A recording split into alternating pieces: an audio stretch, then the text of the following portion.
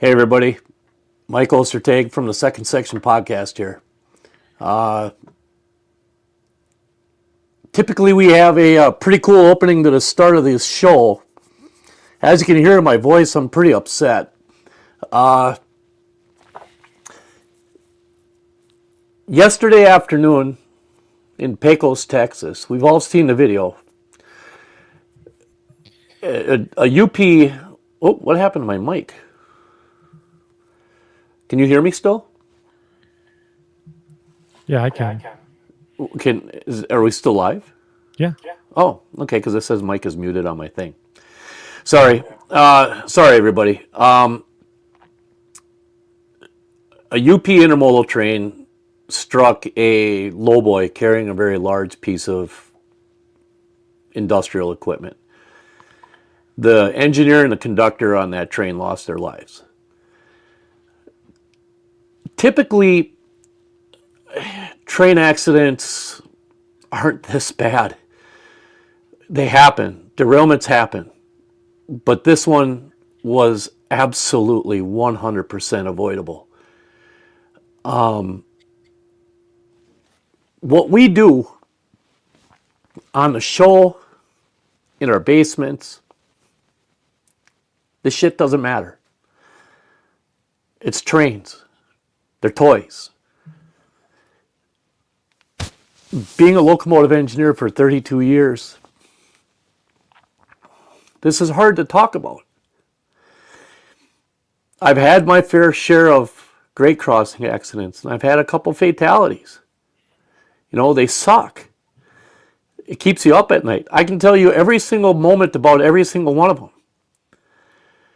But seeing things like what happened yesterday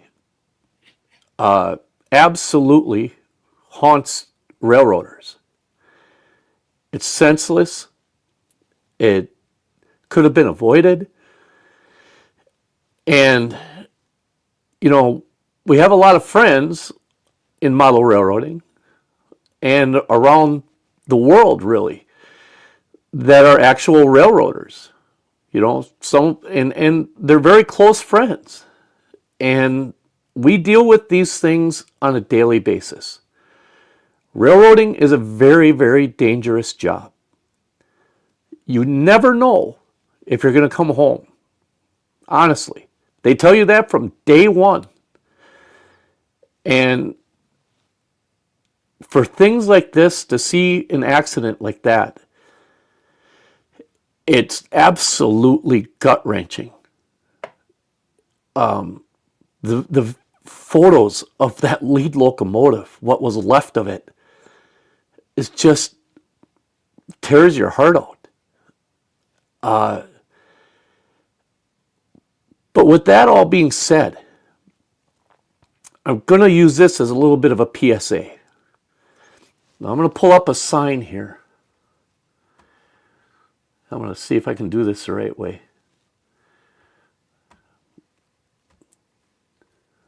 I'm going to share my screen. This sign right here, it's on every single grade crossing across the United States, whether it has gates, flashing lights, is just a crossbuck out in the middle of the stinking desert or in the North Woods. Every grade crossing has this sign on it.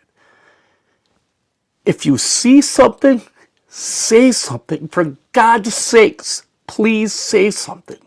Call the number that's on that blue sign. Get the DOT number. That's what that Xing 836597H. That's the DOT number. That'll tell the dispatcher and the person on the other end exactly what crossing you're at.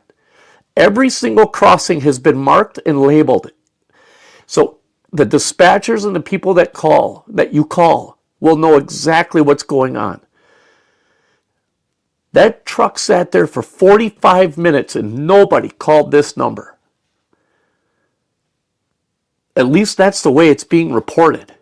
If somebody did and nothing was done, that's a different story. But that's not the way things sound. This accident could have been 100% avoided. So please, If you see this number, take a picture, or this sign, take a picture of it and call that number. You're going to save someone's life by doing so. It might not even be the train crews. It might be some civilian out in there, out or somebody's house or a car or somebody else that you protect by doing it. That's what those numbers are there for. So I would really, really appreciate it. I'm going to hit this next button. Hopefully this, no, wrong one.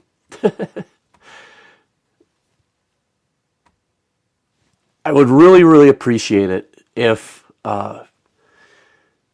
you all just take a couple seconds, think about the crews, take a couple extra seconds at the grade crossings, and just make sure that everything's all right. We're not in that big of a hurry. Now tonight, I'm going to pull myself together. We're going to have some laughs. We're going to have some fun. But I felt a real obligation to use this platform to get this point across.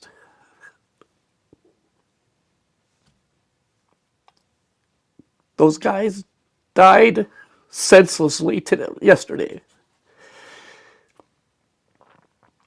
The next time it could be me or somebody else we know. So please call that number and give me a few minutes and we'll get this show on the road here. This was a tough one. This one hit me big time. And I thank you for taking a few minutes to allow me to talk. God bless those guys and all the railroaders out there in the United States.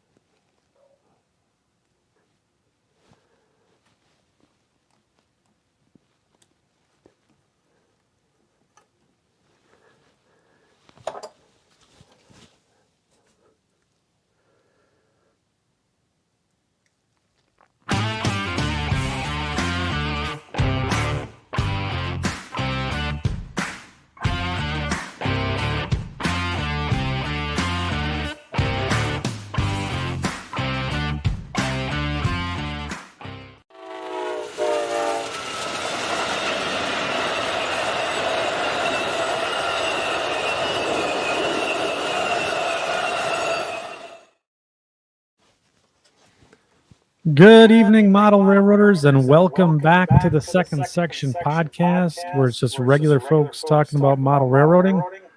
I'm your host, Andy Dorsch, and joining me this evening is Mike Ostertag. Mike, thanks for the words to start the show. We're getting a bit of an echo here, according to Mike Shanky. Are we again? Yeah. Sounds that way. You know what I'm going to do? What are you going to do? I'm doing this. Wouldn't be fun. There. How's that? I'm going to bet we're going to still have echo. You think so? Yeah. Yep. I'm still hearing it. Huh. That's weird. We're a little out of practice too, though. Yeah, that's true. It's still coming from me. Why don't, Mike? Why don't you take us through the intro here? Here, do you guys still hear the echo now that I've muted Mike? Just for fun. So just let me know if it's my end or if it's on Mike's end.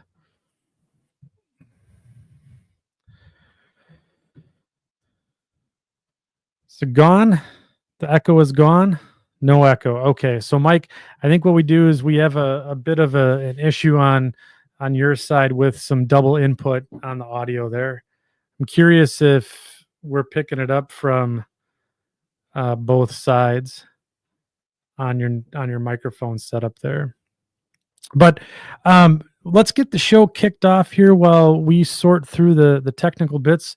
Mike, feel free to jump in at any time. But I did want to share a bit of, I guess, some good news here to get the show kicked off. So this is the season finale here of season 3, and I did want to share with the section crew here as we get started before we get to the airing of the grievances, as we're all eagerly awaiting here.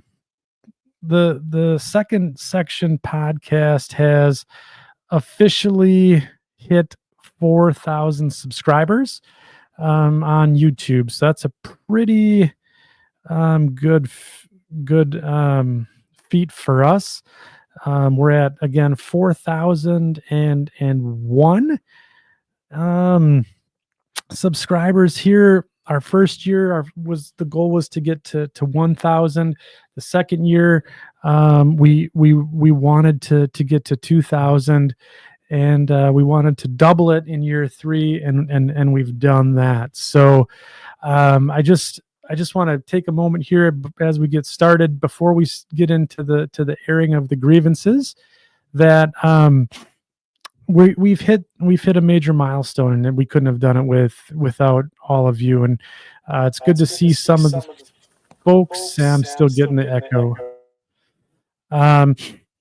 Good to see some of the folks here that have been with the show from day one, as well as some new folks as well. So we're at 4,000 subs here. And again, if you feel so inclined, if you want to support the podcast and everything that we do here, go ahead and hit that subscribe button.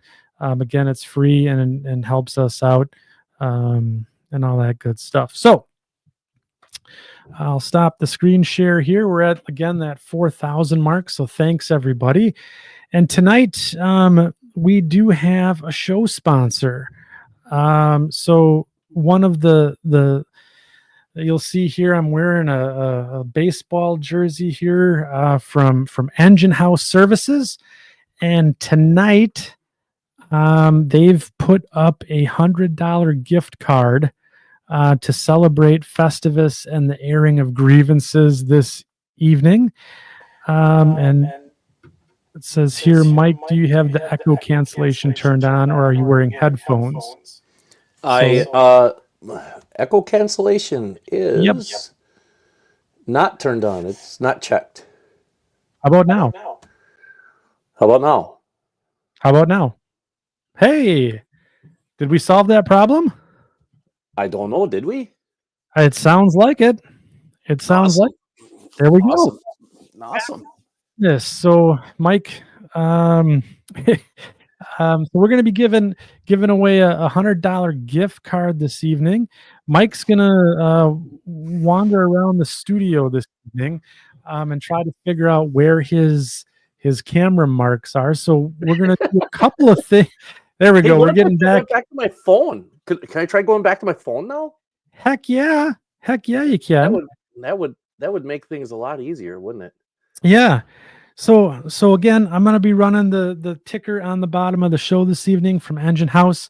They're going to be putting up a $100 gift card. Mike Slater will not win. We won't let him. No, we took his name out of his thing. And then for everything else here, if you don't win, then you can add it to the list of grievances. But it is the season of Festivus.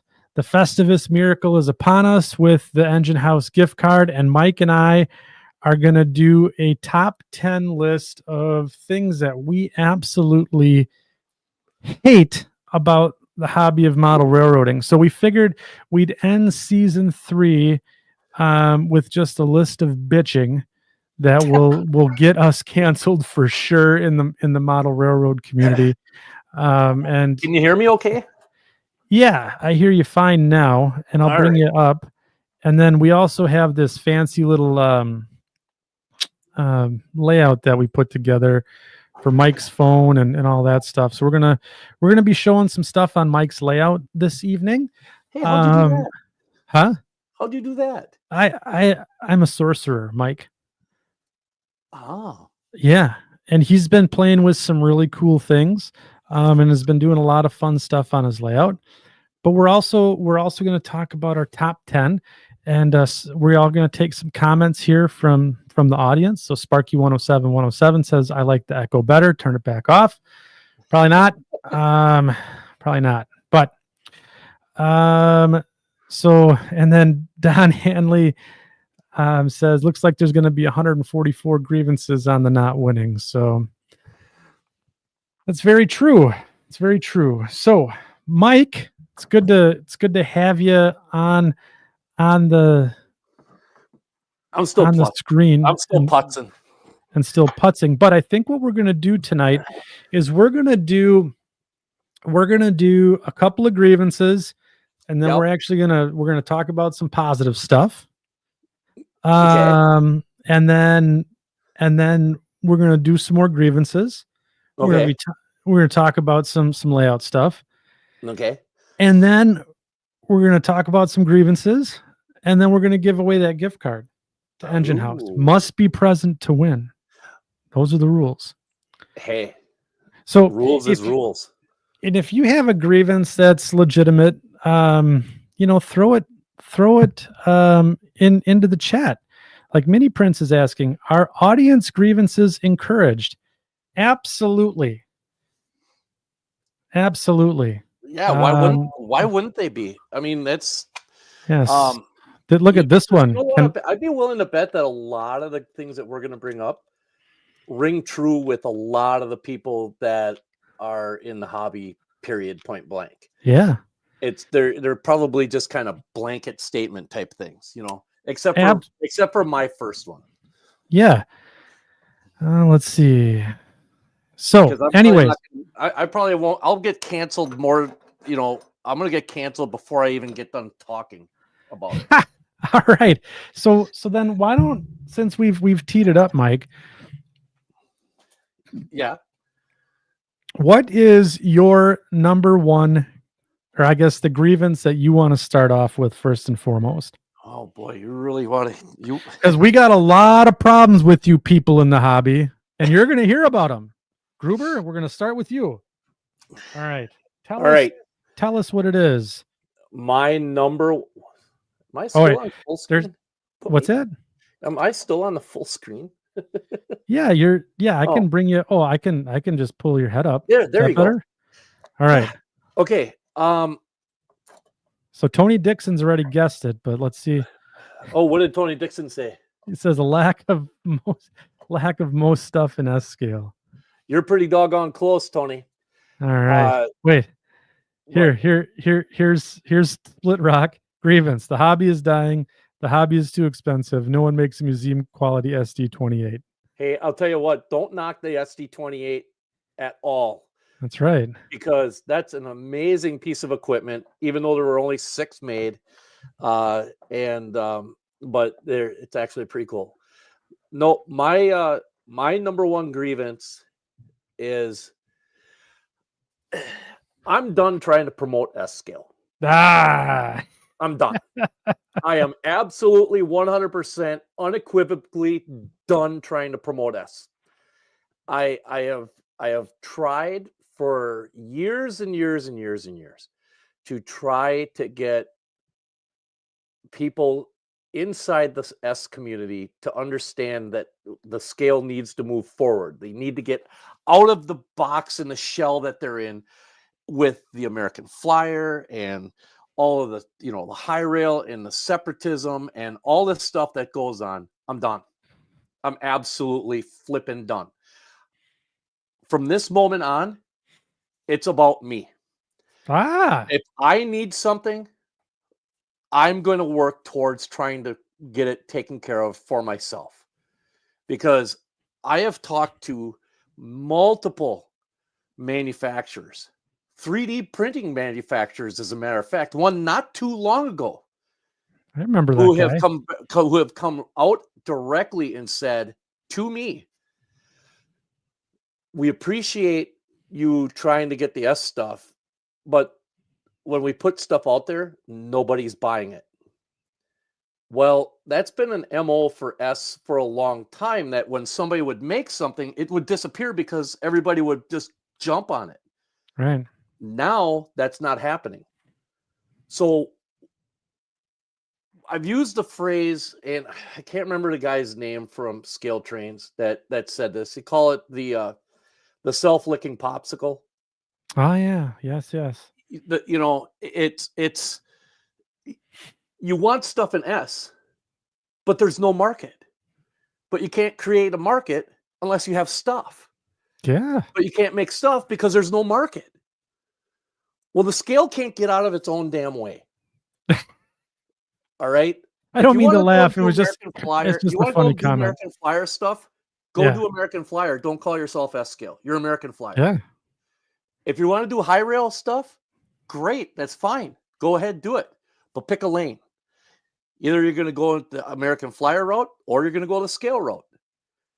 It's kind of a tough road to hoe, but I mean, there's some guys doing some good stuff, but you're still using 3-rail track. Right. But yet you want scale equipment on 3-rail track? That makes no sense. And then the scale guys, there's a handful of guys out there, and we know basically who they are. But so I'm not going to name their names. But for the most part, you don't see a lot of guys doing much scale wise. And you know, the guys that are doing stuff are doing amazing work. Yep. But for a manufacturer to think that a manufacturer like Scaletrains, or I've even joked around with Jimmy Wigan. I've joked several times with him about the fact that Ather needs to jump into the hat. Well, guess what? At Train Fest this last time, I said, don't bother. I said, because you know what? The 25 guys that are out there that are actually going to appreciate you coming out with something and not complain about it and actually going to understand where you're coming from are not going to make enough money for Athearn to be able to come out with a product. And he goes, our market research, there's reasons why people don't go into S. Yeah. Because the modelers won't get out of the way. They're not buying the product. The product isn't available. And the thought process is, when somebody dies, their collection will become available, and then there's more stuff. Yep. Well, sorry, but I know how to 3D print. I've taught myself how to do stuff like that. I'm getting pretty doggone good at doing scratch building. Yeah. If I need something, I'm just going to make it. Manufacturers, if you guys come out with something in S, I'll be one of the first people, if not the first person, to throw down my money and buy it. But I'm done holding my breath trying to promote the scale to try to get manufacturers to make something. I'm done. Farland Terminal is alive and well. I'm not going to HO. Don't even start thinking that. I'm going to stick with S. But I've got my contingent of people that I can trust. My little trust bubble, if you will. Yeah. Like the section crew, right? The section crew. I tell you what, if there has been no more supportive group of people for the things that I have done than the people in the section crew. Honestly, it just to kind of come full circle with this. These guys are amazing. Yep. They eat this stuff up, and I appreciate it because it gives me a fire to keep going. And and when I see people giving me compliments and saying nice things or asking questions how I did things, that makes me feel really, really good. And it tells me I'm going in the right direction. But as far as trying to get S scale promoted anymore, no. There's my rant. Okay. So I think there was one of the section crew asked in actually on the Facebook page, the second section Facebook group that we have out there where we can get together and keep the party rolling when we're not on the live stream, was they asked, okay, so we're going to air these grievances. Happy days. But what would be a potential solution to the grievance so that it's not all negative Nelly talk here from yous and me's? So if we had to turn your frizzown upside dizzity, that's all the cool kids, right? That's what the cool kids say. Yeah. What do you think could be a way to get it fixed, or a way to make it less of a grievance? Well, to be honest, the very first thing that would need to happen is that the scale side of the 164th world needs to separate from the American flyer side.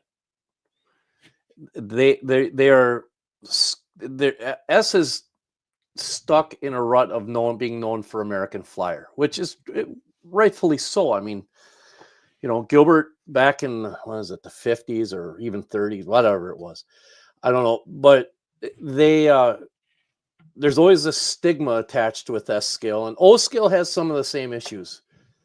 Yeah, But it was brought up by some of the people in the section crew tonight.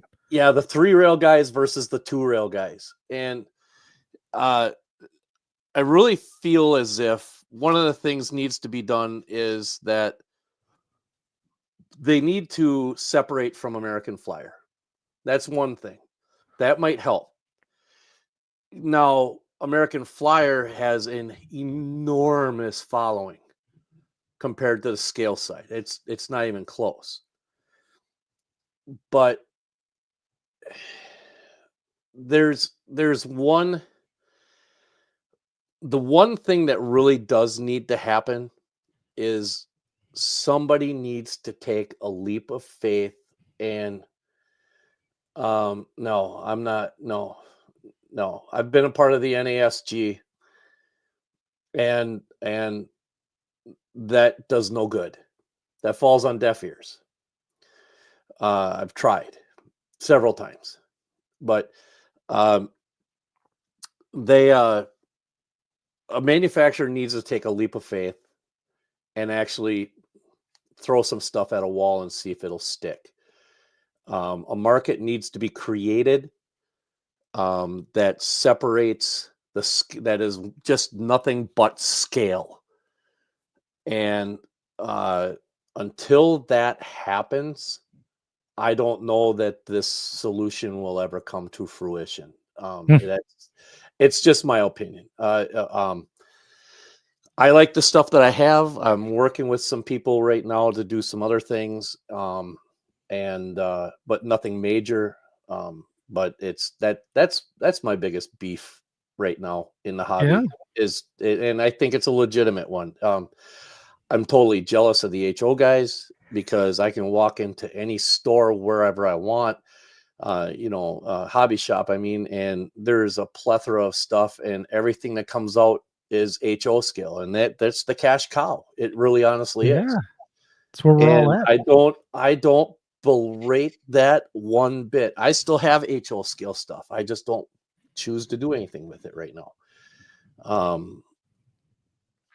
Some point down the line, there may be a reason to do it, but for the time being, I'm doing the S scale stuff, and I'm going to keep plugging away at it. And if a solution comes about, I wish somebody would be able to come up with one, because manufacturers are even scratching their heads with it. They don't understand it. They don't understand, because how many times do you hear S scale is the perfect scale?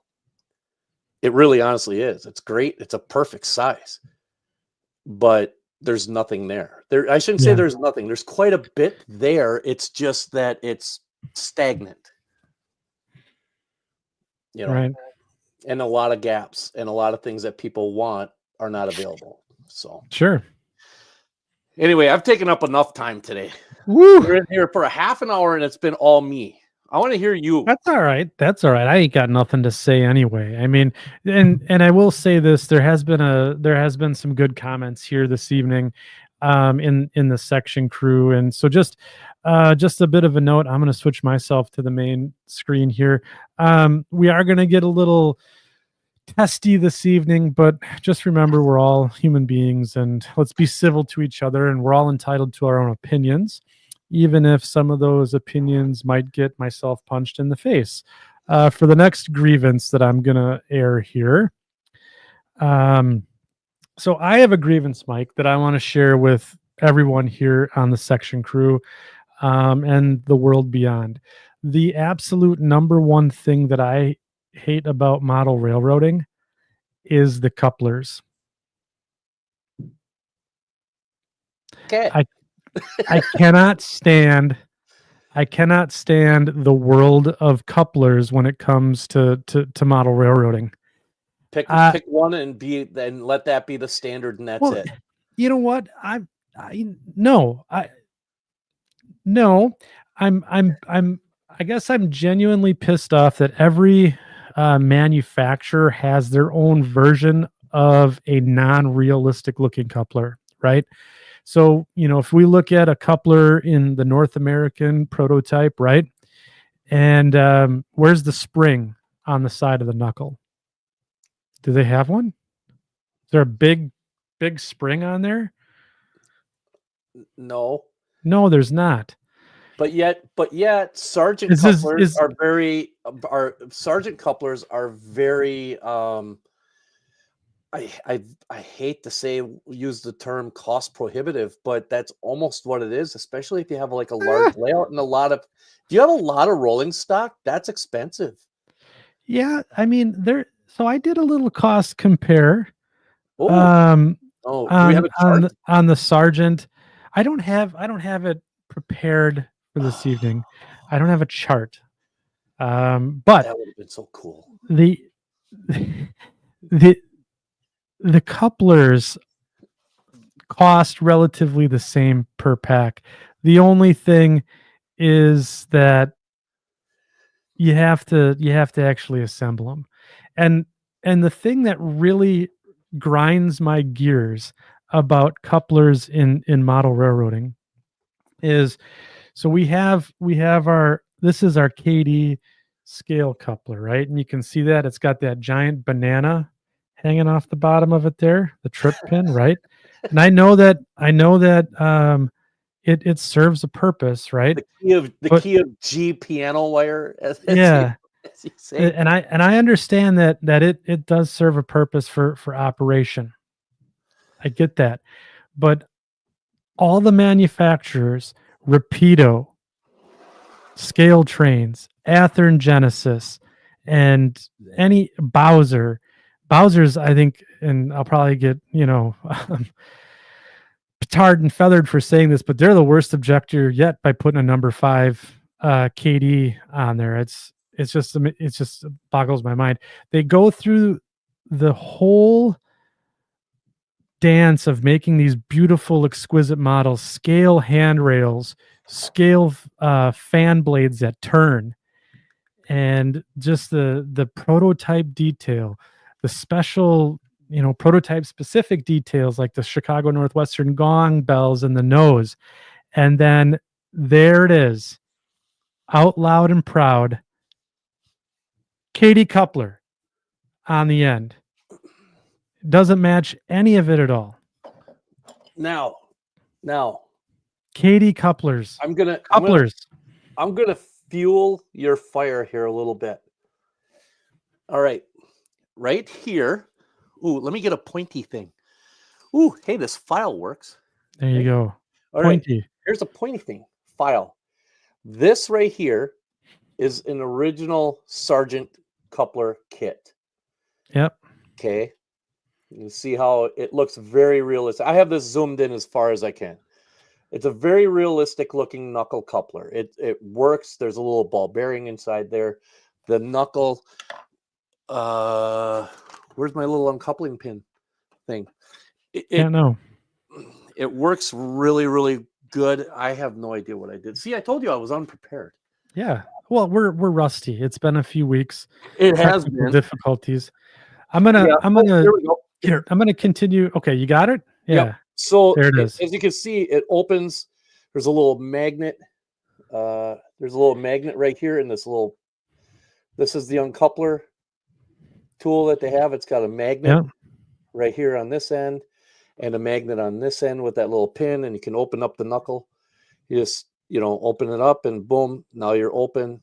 Yeah. And when these things couple onto each other, there's no letting go. There's no letting go. There's no letting go. Now, Right. conversely, these, see how it's a kind of a brassy gold color? Yeah, those inventive model ones. Inventive models. These come in assembled. Ooh.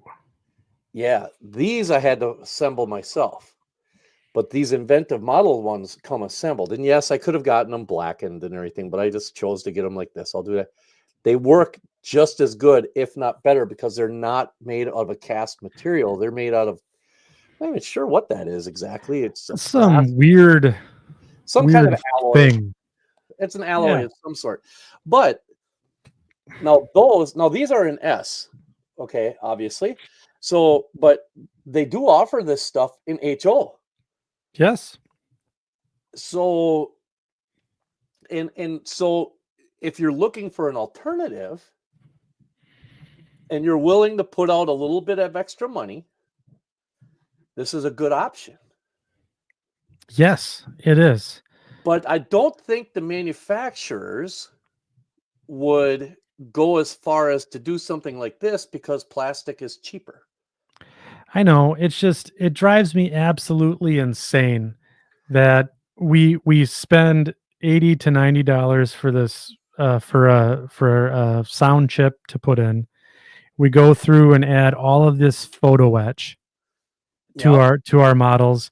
We make sure that, and here's the other thing, we will complain until until we are out of breath about rivets and paint color and all these other things, but then to throw that abomination of a coupler. And again, I'm not saying that everyone can do the hobby their own way. I'm just saying this is what makes Andy upset. It's couplers.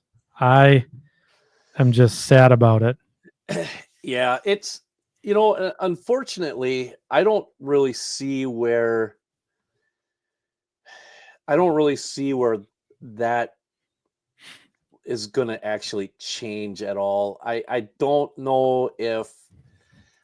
necessarily know if because you're right. A KD number 5 looks, back in the day, that was the gold standard. If you had KD number 5s, oh my God, you were doing stuff right?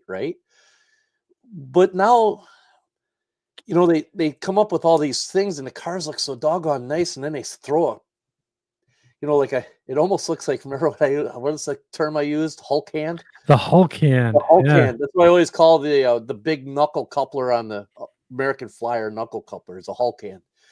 But it's, it almost, the KD number 5s almost look like that now compared to how intricate the rest of the cars are. And I hear you. I can sympathize with that. I agree. No, and if they all worked functioned as good as they are supposed to, as advertised, maybe it wouldn't be such a big deal. Yeah. So there was a couple of questions about, so what are the solutions, right? Yep. Yeah. So I think the couple of things that we talked about were the inventive models or the Sargent replacements, and that's what I have on these cars here. So, and I am working to, I guess, retrofit my whole fleet to Sargent couplers. That'll actually be cool. Yeah, but I think from the practicality standpoint, Katie's got such a foothold. I kind of wish like we would just all kind of coalesce around KD 158s or their scale head, whatever their series of scale head couplers are, because they do work pretty good.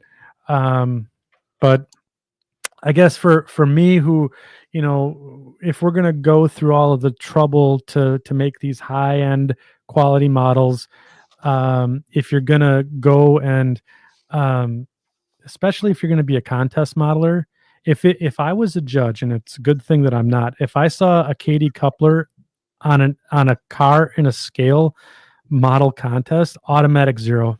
It just I would just, Wow. yeah, oh yeah. Holy cow, Oh are you yeah. a I'm the hard ass East about German that? judge. No way. No way. Wow. Get that Holy crap out cow. of here. If you're gonna go through all that time, put that scale coupler on. But anyways, Wow. I'm telling you, yeah. Yeah. that's the East German judge. Yeah. Just get it out of here.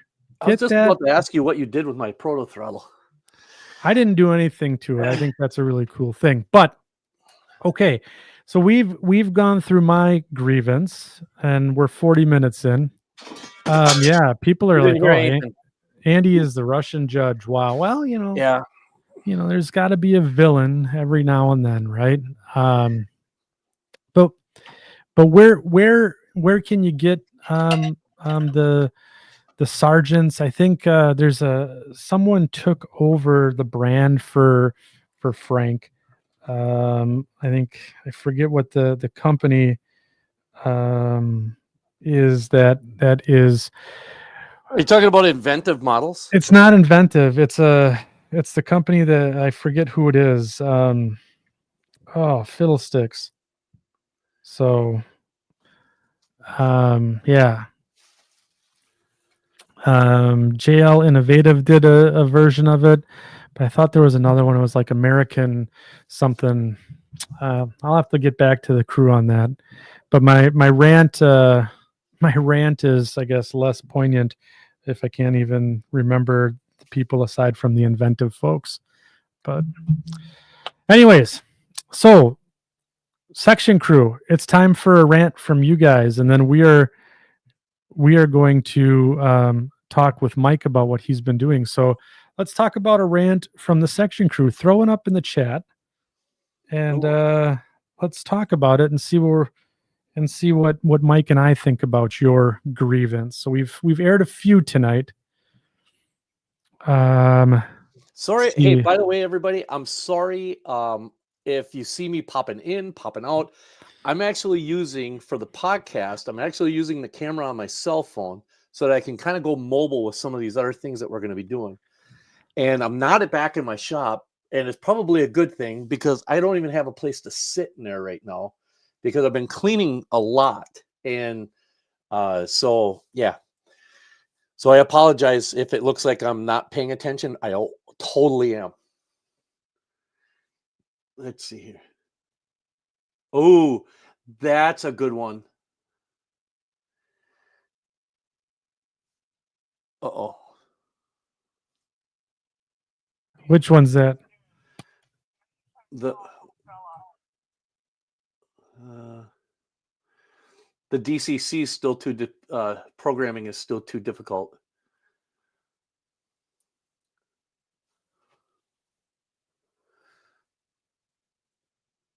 You're in the show. You muted yourself, Andy. Yeah, I did. My dad called me. I just wanted to make sure that. Sorry, guys. I just wanted to. There's been some health issues there. I just wanted to make sure everything was as copacetic. Oh, so these guys got some good stuff. I know some good stuff. All right, so we gotta pick one here, right? Huh? We have to pick one. Oh, so let's see. All right, there was DCC. The programming is still too difficult. Lack of replacement parts from manufacturers. You know what? I think we're gonna go with Dan Mitzel's here. See, DCC I like that one. Programming. Ooh, that's still too complicated and time consuming. That's a good one. That is a good one. It's a very, very good one. I like that one. Yep, I do too. Dan, for getting that question, and we're going to discuss it. You win absolutely nothing. Yep. Yes. And it's in the mail. We can talk about it during the feats of strength, which will be later after the show. So, you know what? you're not wrong here. I mean, it is, if you, oh, Could there be a few more platforms for it to be done with? yeah, Think about the platforms. yeah, yeah, Digitrax has their own thing. NCE yep, has their own thing. JMRI tries as best as they can to be kind of the funnel for all of it, right? Would that be a good way to yeah, put it? Because it kind of yeah, can do a little bit of every. You can do them all with JMRI, but even that's not foolproof on a lot of things. ESU has their own programmer. Um, yeah. uh, oh God, help me. Oh yeah, I mean, so the there's a standard set of configuration variables, or what they call CVs, right? Yep. And then there's just this crazy happy land where, each one of the manufacturers can essentially do whatever it is that they want. And then, for those that aren't, don't really understand, hexadecimal type coding and those types of things, it can be very, very confusing, just to It figure can out, be like, how do intimidating. I how do I put my locomotive number in in into my newly installed, sound chip that I have here. So And then yeah, let's throw on top of things that in order to have a product like a proto throttle, you need to already have your locomotives programmed the right way so that the lighting functions and the buttons that you can map on the proto throttle will be recognized on the throttle itself. yeah, So you have to go through that, and that's no knock on Iowa Scale Engineering. That's because the proto throttle is not a programming thing. It's literally just a throttle. So I mean, but you have to have everything set up ahead of time. And yeah. if you don't have that done the right way, things aren't going to run right. Then you're not going to have fun using that. It's just it. Okay, so here, No, it's like you get me, man. Like it, and what's really sad is, like, okay, so let's say you have a fleet of cars or a fleet yeah, of locomotives. How do we get all of them speed matched? And so it's another that's a hobby within the hobby itself, right? that could take Um, months to get that. Uh, yeah, I don't know. My friend, or our friend Dan Dyer, went and speed matched all of his locomotives. I don't know how many hundreds of locomotives that guy's got, yeah. and they ended up having to speed match them. And I think the best way to do it is just to make consists and just match that consist together and be done. You have to work with JPL or The Jet Propulsion Lab. oh yeah, Yeah, you have to, you pretty much have to be a software engineer if you really want to get into yes, the knots and ones of it. And yes, um, yes, but but can you actually grow potatoes using human feces from soil from Mars? saw that one movie. You You won't see the stop one talking movie about and right shit away, potatoes. can that really happen?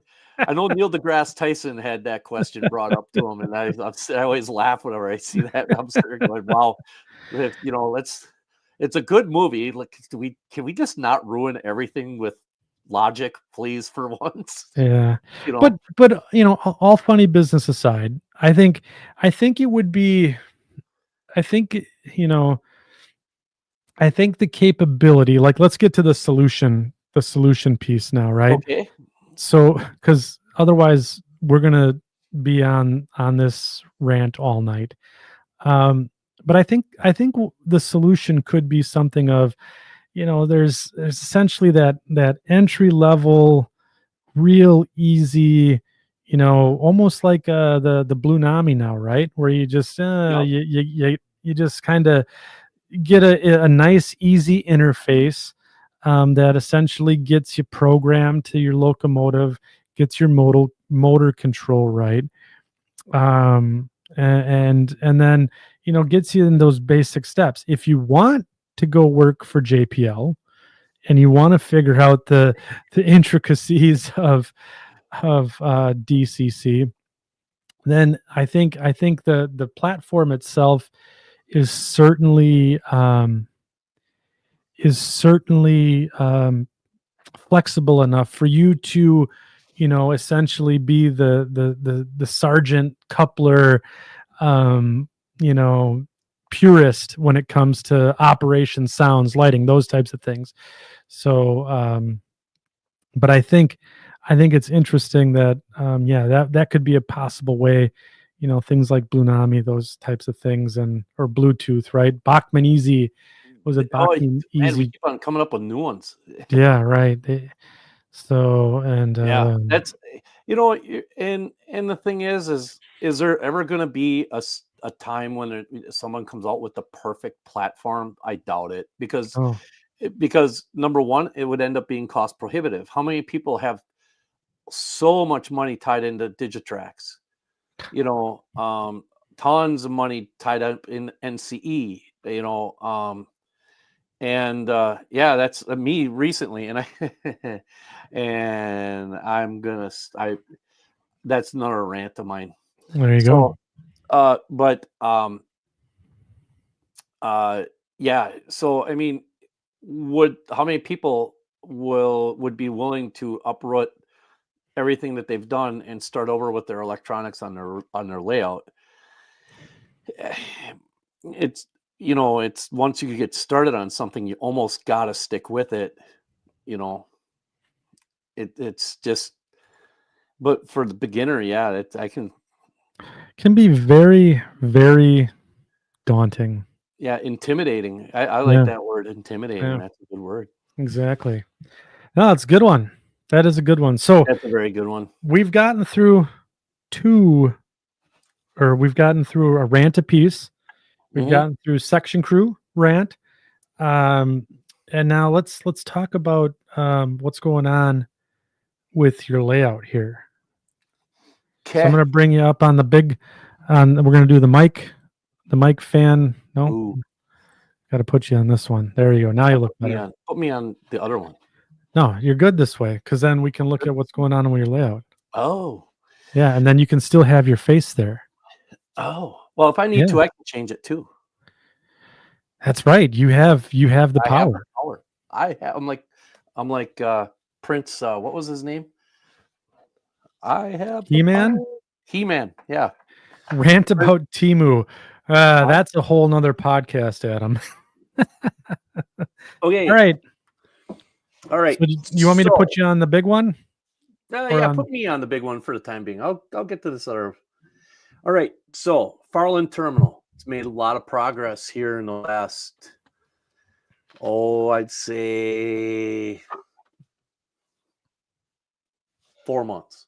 4 months? 4 months. Now, Yeah, you've been going at a pretty quick I've pace. been going at a fevered pitch. Yeah. Now, I'm not going to go and show you that bar's in the way. Okay. So, yes, do not judge my basement. Sorry. But the entire layout, bench work is all done. The track is in on sections 1, 2, 3, and 4. So Mm, I'm just going to kind of pop over here. And yes, I have a lot because I've been working on things. taking us on the road. Can I flip my camera? Yeah, that would be all right if you wanted to do that, and then kind of narrate where we're going. We'll see. Oh, Okay, so there we go, there's section 4. The track essentially ends right here, by the bridge. right by the bridge there. You can see there's no track there. But it's powered all the way up to, and well, it's not powered all the way up this way. It's only powered on section 1 right now. But I've got the track down. Get my optivisor out of the way. I have the track down on sections, like I said, 1, 2, 3, and 4, and the siding is functional. I actually went and I found, when I was doing some cleaning, I found a bunch of switch machines, and I thought, wow, I forgot I even had these things. And so instead of using the blue, the heck was their name? The blue points. The blue point. The blue points. I'm going to use, of course, I dropped one. I'm going to use bullfrogs. Aha. So you have to put them together. They're laser cut. They're laser cut Yep. kit, but they go together. You can put one together in almost in an evening. And I got to figure out how to turn my camera here. How do I turn my camera? There's a little thing there where you turn it around. No. Yeah, I'll figure that out later. But as you can see, Fiddlesticks. right there. As you can see right there, that's what they look like assembled.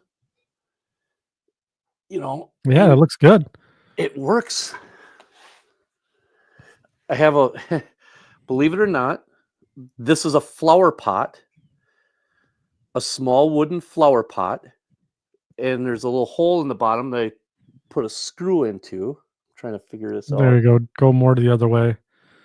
Other way. There we go. There we are. Stop.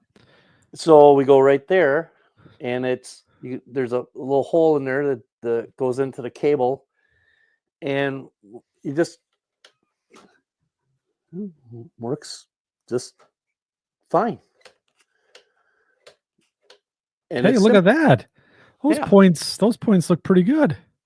Yeah, thanks. Now I got 2 more on section 2 to put together, and that'll be a nice winter project to get those There you taken go. care of. But the big thing is I've been doing some testing, and I'm going to sit down on my fancy new creeper. Let's see. I've been doing some testing for Iowa Scale Engineering on this thing called Interchange in a box. Is it hashtag not sponsored time? Oh, it's not out yet, but it will be. Ooh, that Yeah. thing's real nice. Ooh, the LEDs are bright. Yeah. I'll try. So what is Interchange in a box? Why don't you tell us a little bit about the product here before we carry on? All right. So Interchange in a And box. if you say Interchange in a box, we're walking out of here. So help me God. I'm going to try. Scott Thornton is already basically saying it's interlocking in a box. So Oh, okay, Scott Thornton. It's interlocking in a box, whatever it is. Wait a minute. I have a card here somewhere. aha. I think he's right. I think it's interlocking in a box. Okay, anyway. So basically what it is you have the circuit board. And what the circuit board does is it's really great for shelf layouts or smaller layouts or on a big layout if you have an interchange or an interlocking someplace where you only have one functional track. So say the other track goes and it crosses like on my layout. See how this goes right from the fascia into the wall, right? There's nothing. This is like a little 18-inch or 2-foot little section of track. So this right here is my main line. This is all dead, right? So what this will do is will allow you to simulate rail traffic at the interlocking. So how it does that is you have these sensors. Okay. I don't know if I can. Do you got it on the other camera, Mike? The engines and stuff like that are in the way. Okay. There's sensors right. I just got to get my camera in the right spot. Right here, there's one sensor there. There's one in the middle of the diamond. And then I put another one right by the signal right there. You can see that little black dot right there.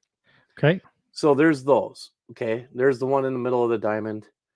And then here's this one right over here. So it's on the approach, it's on the diamond itself, and then it's on the other side. Right. So what this will do is when you hit the initial sensor, which is here. Okay. I have it set up. There's multiple ways to set up the timing on it. On this slide switch right here, you can set the timing. You can set the timer to as a delay. If you have everything off, the second you hit this sensor, it's going to change the color of the LED.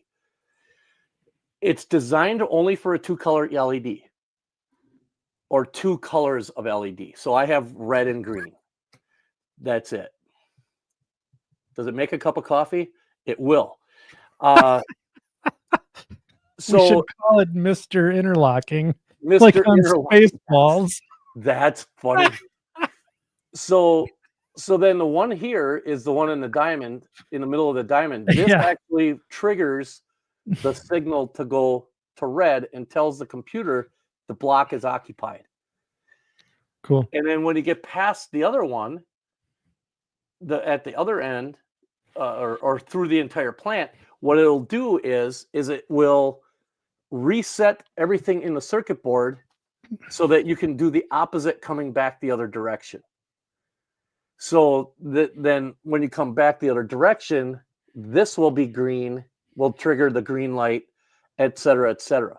But the cool thing is it has a delay built into it so that if you only go part way into the interlocking, Yeah. right? Say you only come up to this point right here, Yeah. and then you change direction. Yep. The direction will now, and you go past this circuit or this sensor. Let's see if I can. I put you on the big one now. Yeah. On the We'll see how camera. if I can get this. We'll see. So we got there's our signal there in the right hand corner, right? Let's see here, right here. Yeah. Yeah, that's it.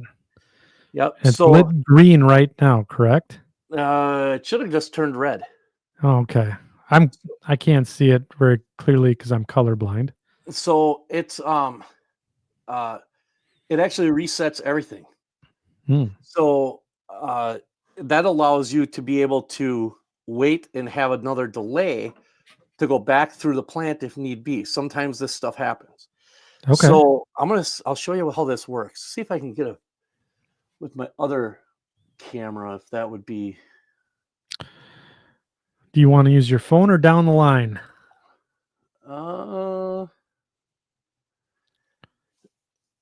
Actually, let's use this one. Here, hold on a minute. Let's use this camera. This is awesome. Let's do it. Let me do that, and then I can go. Ah, that razor saw is cute. It's pink. Huh? Stop.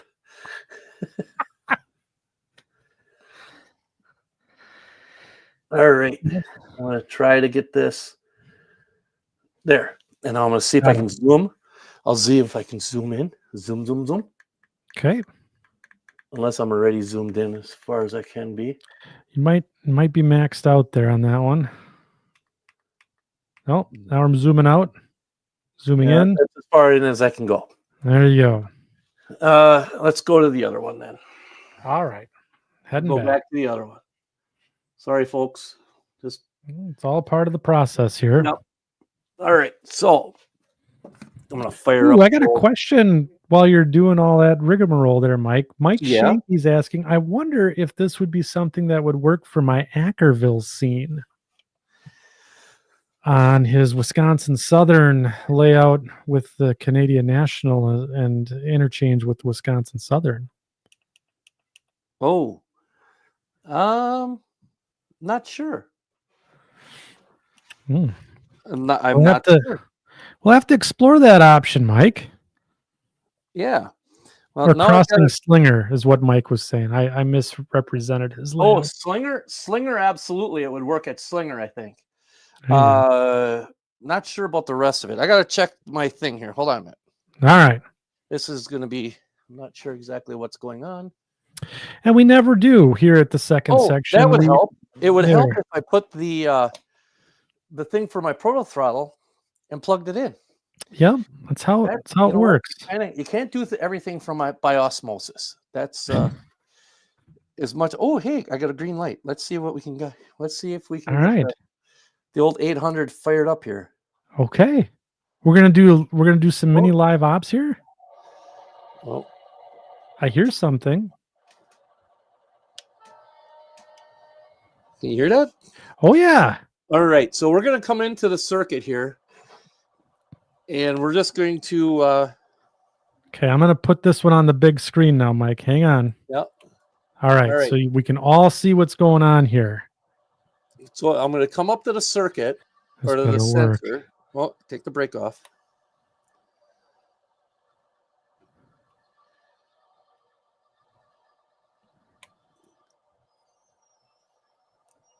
I have not gone past the signal. Now, I have this set up for a 10-second delay. Okay. So now we're going to wait 10 seconds, and oh, there you go. Oh, there it went. It just turned green. Yep. Now, as soon as I go ahead,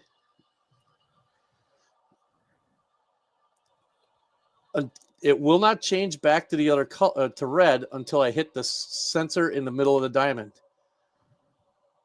Huh. And there you have it. I can't go any further because the computer is in the way. Yeah, but right. I can back out of the circuit, and it will do exactly the same thing. It'll allow me to reset the diamond. It should just stay red. It might go back to green, and then after a few seconds go red. But it doesn't really much matter if you're using, it has a photo eye on it. Yeah. So now I should be able to, I got to check. Yep, I'm good to go. Okay. There's a cool little light on the bottom that'll tell you whether or not you're good to go.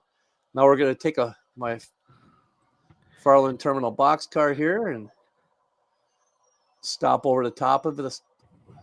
We're going to wait the 10 seconds. Dum-da-dum. Everyone watch the light. There it Look goes. at that. That's cool. And now off we go. So if you have a shelf layout or a layout, like I said, a large layout where you have an interchange of some sort or an interlocking, and you really just want some kind of automation to simulate the presence of other traffic, this is really going to be up your alley. It's still a little bit in development. Not sure how far along they are with the final product, because there's several people. I know Roger Kajawa. Yeah. He's done some testing for them. I'm doing testing. I know there's a few other people that have done some testing. Overall, it sounds like it's a really cool. It's going to be a really cool kind of thing. So Mike Shanky's got a good question here. What do you use to power it? Just your track power, just your 12-volt track power. That's it. I'm going to come back up underneath here quickly. And Joe Bohannon's got a good question too. He says, "Can Mr. Interlocker be combined with a diamond pounder, similar to the flange squealer?" Oh, that would be fun, huh? Here, could you put me back on my phone one there, Mike, Andy? Yep. Hang on. All right. Okay, so I was going to try to cover that up there a little bit. So right there, you see the red and the white wires right there go into that one connector, and that's it. That goes directly to the track power. That's it. So now I have those into my little Waco Wagyu connectors. Yeah. So that's where that's connected to. So I have my main bus coming in, and this is track power, and then this goes to the circuit board. The same thing over here. I have my main bus and then track power, and then this goes to the other side of the circuit board. And then your signals are simply, you can either plug them in through here on the left. Those two white connectors there are you can get ones that plug in, or if you have wire one, like mine are just straight LED wires. I twisted two of I believe it was the cathodes together to make a common ground, basically your common, and then one was red, one was green, and then so one goes in the R, one goes in the G, and then so if you choose to use, it has a little selector switch here also that it's cathode mode or anode mode, and so if you twist the anodes together, you just flip it to anode. If you have the cathodes twisted together, you put it to cathode. I don't And want to twist my cathodes together. That's I know I did sounds that like once. something I did something you don't want to do. I did that once, and boy, it was I was a hurting unit for a while. Yeah, well, that's what you're doing when you twist your cathodes together, is hurting your unit. All Yeah. right. Well, so yeah, that's kind of where I'm at right now with the layout. Now it's cleanup time and trying to Yeah. start getting scenery planned for some of this and starting to plan. I basically have it planned, but it's getting around to starting to get the track and stuff like that all built on the other end. So, but Yeah. otherwise, doing wiring and can I go right into one of my other rants, please? That was what I was going to ask you to do. So you're reading my mind. It's rant time. We got to get back to hating stuff. We really got to end Festivus on a high note here. Can I count myself as part of the rant? Like, can You I can. Oh yeah, rant you against self-loathing is rant against the encouraged. machine, so to speak? Yeah. Yeah. Okay, so this was one that I just thought of, and I thought, well, I better bring it up because this is another PSA, so to speak. Oh. Yeah. Okay. So I had this awesome little DCC thing that I bought from Martin Jenkins down in Australia. Worked like a dream. Okay. Never had an issue with it. Not one problem. Okay. So I get the layout started. I go and get this thing all up, and I'm like, oh, I can start doing wiring. I get it wired up. I go to thing. I'm like, oh no, this thing took a dump on me. What is going? I've got Michael Peterson and Iowa Scale Engineering trying to work on it with me. I've got Martin Jenkins trying to work with me. Nothing. Nobody could figure it out. Why it just quit working? Yeah. The consensus is one of the power units possibly could have gone out. Okay, that I can accept. So what do? I go and I buy an NCE system. The power cab, love it so far. Yeah. Love it.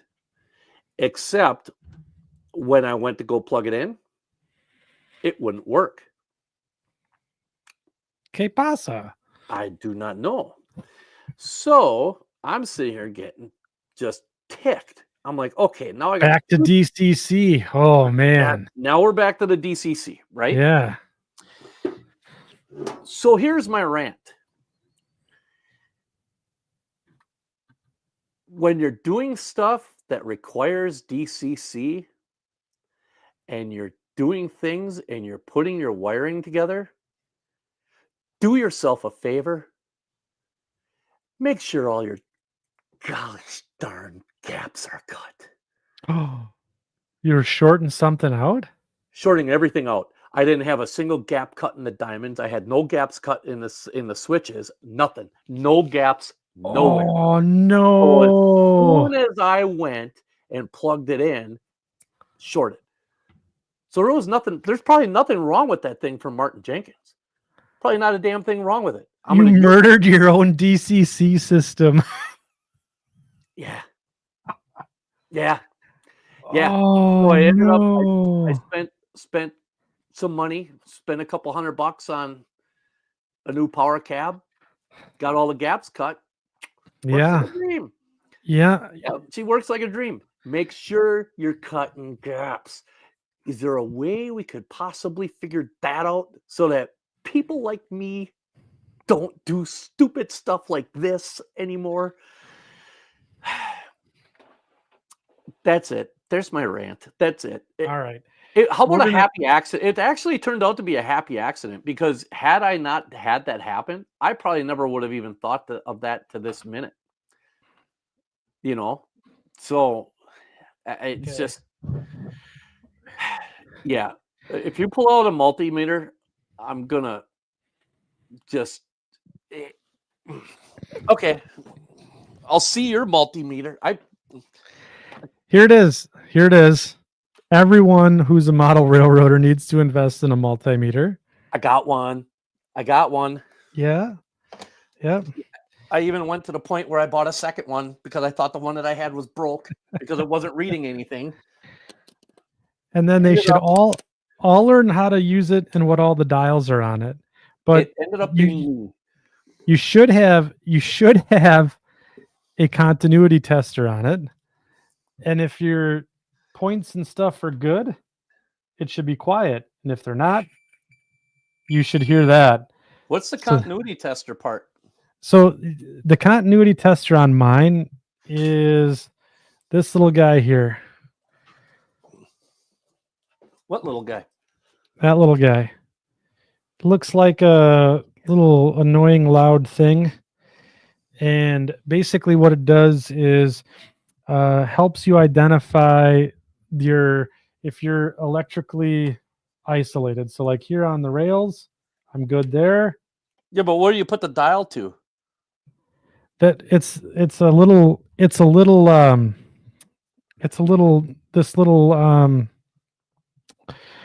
looks like a Wi-Fi signal, and then essentially a triangle with a hash in it. Oh, like a triangle that looks like it's pointing at a plus sign? Yep. And does the number 1 come up when you hit on the screen? Huh? And then when you do the two nodes together, it should make a noise. So this is fun with electricity with Andy tonight. When I touch them together. Yeah. Tim Moran says diode. It should make some sort of that's the diode sign. Yours don't make noise? Mine does not make a noise. Okay. But it does make the numbers go all freaky. Yeah, it should. It should make your numbers go. So I think if anyone wants to do a YouTube video out there, how to read your multimeter, probably a good one for model railroaders, right? That would be an awesome one. Yeah, Ken Zeska's right. It's getting too technical for me as well. So yeah. Okay. Sorry. Nope, that's okay. So let's get back to rants. I have one that is I have like 5. But we're just gonna do one more, I think, and then we're gonna do a little bit more of the layout show and tell. We'll tell you what's going on in the Mascoutin Valley here. So yeah, Split Rock, how to read your multimeter, 2-hour video. True. So I wanted to just talk about, and this is more of a community-based gripe of model railroaders, and I don't see it happening here in the section crew, which is great. But I do see it happen in some aspects of the hobby, and I really hate it. And I think we can all get behind it. But for me, it's gatekeeping. So essentially, controlling access to information or resources about the hobby of model railroading. So people not wanting to tell you secrets on how they did some weathering, or how did they do their DCC install. Those are the types of things that we need to essentially share with the model railroad world to keep it going, to perpetuate it. Because if we don't share all the knowledge that we gain over the course of our we'll call them careers, right? Or our time in the hobby, then the hobby's going to die out. And I think it's really important that and it's one thing I hate. I hate people who say, I got a secret on how to do that, but I'm not going to tell you how to do it. I hate those people. Drives me nuts. And I have no time for them. So I'm a huge fan of just sharing the knowledge, sharing the secrets, and not hoarding the information, because it doesn't help. anybody, I guess, progress in the hobby if the I guess the Wizard of Oz back there isn't telling us how to clean our track with this miracle thing, or get our scenery looking just right. So yeah, so that's You end my up big just looking gripe. like a big jerk, is what you end up looking like, Yeah, right? And then, then people start talking, and the next thing you know is, it's like, well, so I tried talking to so and so. Well, yeah, get a hold of him. He knows what he's talking. Yeah, I tried, and he won't tell me what's going on. And it's like, okay, because I ran into that more than one time already, where and it's the whole. And I'm gonna hit a chord here. Andy's gonna. Okay, everybody, this is where this is it. friendship. This is where the podcast This is where ends. the podcast ends right now. Here, All let me right, get Andy. the multimeter out. Nope. So, Yep, there it is. It's flatlined. yeah. So Podcast the dead. last time you went fishing, you want Yeah, to tell me? You want to tell me exactly where it was that you caught that muskie that you went yeah. I'll tell you right where it was. in the lake, Um, right? It it was was in the in the lake. lake. Well, so the big one that I caught on Little Green Lake was in the weed bed just outside of Curly's Landing. Oh, Um, and yeah, it was about 7 feet of water, 65-degree water temp. you're not. That's. Thanks for wrecking my point. Uh, But it is. It's kind of the old fishing hole type stuff, right? Where yeah, right, sure. you find a hot spot, you find a little honey hole or something like that, and you're catching fish all day long, and then next day, hey, where'd you catch them? Yeah, I'd like to tell you, but I'm not gonna. Yeah, It's the same kind of thing in the hobby, and I think I think it's fewer and farther between nowadays that stuff is happening, but it does still happen. I find that it happens more with rail fanning than it does with the modeling itself. That drives me nuts. Is that the you find when you find out about stuff after the point, after the fact. That yeah, some things are advertised and stuff like that, but there are certain things. I mean, yes, there are ways of finding things out, but word of mouth is typically the best way of doing it. So if somebody finds something out, oh hey, there's gonna on this day they're gonna run this steam engine from here to here. Cool. You know, and and we actually ran into that one time, didn't we, Andy? we did. Yeah, We remember did. with the what was it, Sue 1003. the Sue 1003 in Brandon. Mm-hmm. We were it was sitting in a public park, and we were told by several people that were there, rail fans, that Mm-hmm. we weren't supposed to be taking pictures of them because it was a closed event. Right. And I'm sitting here going, you're in a public park. How are you going to do that? That's and the problem was, and what bothered me the most is these people didn't care that you had young Henry with you, and what a great Mm, impression that would have made on him, or could have made on him. It, yeah. it totally could have soured him on. I just don't want to do that because somebody might tell me I can't be there when you're perfectly fine being there. It drives me nuts when that stuff happens. That gatekeeping is just, there's nowhere for it. There's just Yeah. no sense in doing it. Yeah, and a couple of us Wisconsin folk here, Dave Nitch, was a good example. He ran into that too. Was he Uh, there? Wasn't I he don't there? I don't remember if he was there or not, but I know that Because that was um, a trains event. it was a trains event, and I can't remember if Dave was there. I don't think so, because we went to that side road, and there was that other local guy from Waupun that was there. Oh, yeah. And then we ended up talking with him. But I think Chris Holschbach brings up a good point too, is not gatekeepers so much as people who look down on you because you don't know something that they've mastered. And Yep. I that one is right in there too, Chris. That's a great point. Yeah. That That's one. a really great point. But really, have any of us really actually mastered anything to the point where we can actually do that? No, I don't think so. I don't think so. If you can't, if you stop trying to learn how to do things better, then what are you doing it for? Right. You can always improve on something. It doesn't matter how good or how many years you've been doing something.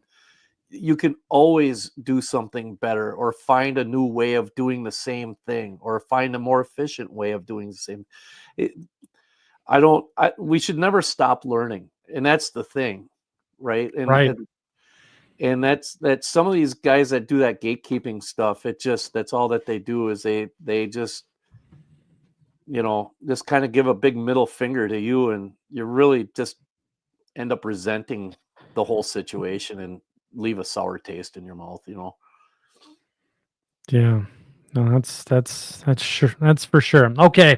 So Ooh, do we you get to do got- one from them? we get to do one now from the section crew. Oh, this will So be good. Let me get to the so computer. I gotta see the All chat. right. Mike's gonna go run away and do some stuff here quick. I No, I'm think right here. I'm just I going to the know, I computer. know, but it's for the excitement and it's production value. We don't We're have getting- that, It's season 3 here, right? and we still don't have that. Yeah. Okay. So let's see here. Let's get some stuff Gatekeeper coming in. wank. Yeah, right. Gatekeepers are wankers. There we go. I love that. Yeah.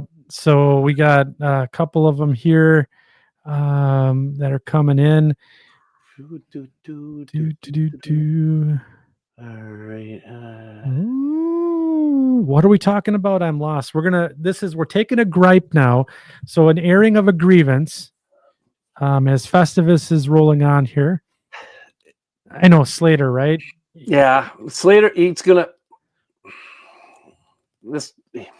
Now, never mind. We love you, Mike. Yeah. Be quitting because I am. So Mike, I think so we got a couple of them here.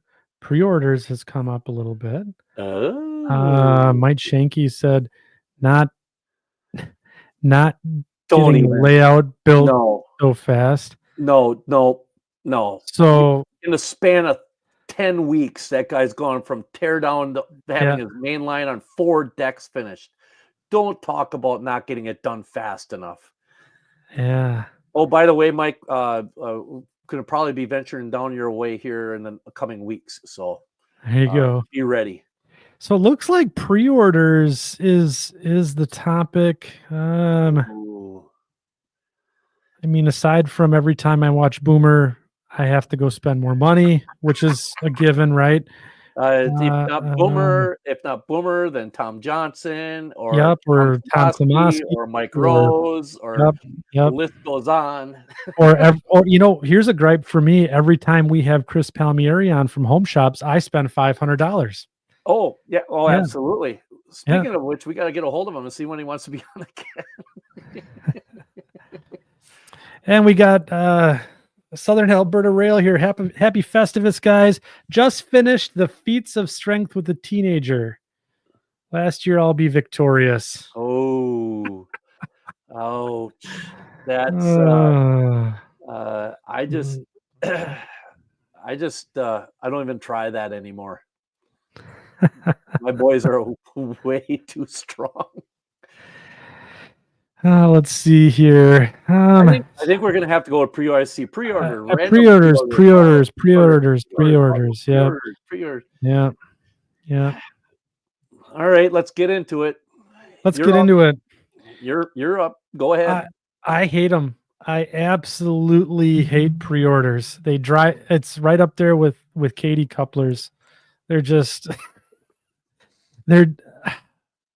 I get it. I get the premise of it, but I'm so enthusiastic for the hobby. When I get a pre-order notification of, oh, we're gonna do this locomotive or this car, and split racks, right? They are necessary evil, right? Yeah. Otherwise, there's a lot of risk being placed on the manufacturers, right? Because they're going to have to I have to figure out, oh, how many of these do I really think I'm going to sell, and so on and so forth. I get it, but man, as a consumer, it's frustrating as hell. Yeah. But I totally understand. And for me though, I gotta say, it's a blessing and it's a curse. Um, but the thing that I don't like about pre-orders is the 3 to 4 year pre-order. Like See, I was just gonna say the I lead get, time is what kills me. It's the yeah, lead time. I get it, and I hate to say this, but one of the biggest people that is one of the biggest violators of that, Rapido. oh, they're so good at it. They are so good at that. They're like at least a 2 to 3 year lead time on a lot of their stuff. And I understand it because a lot of times you as frustrating as it is, understanding like you and I have learned a lot about the manufacturing process by talking with Yeah. some of these guys. And so I Yep. mean there's there are certain things that we have actually learned that uh it really it's a way for the manufacturers to be able to control inventory is basically what it is, because it limits overhead.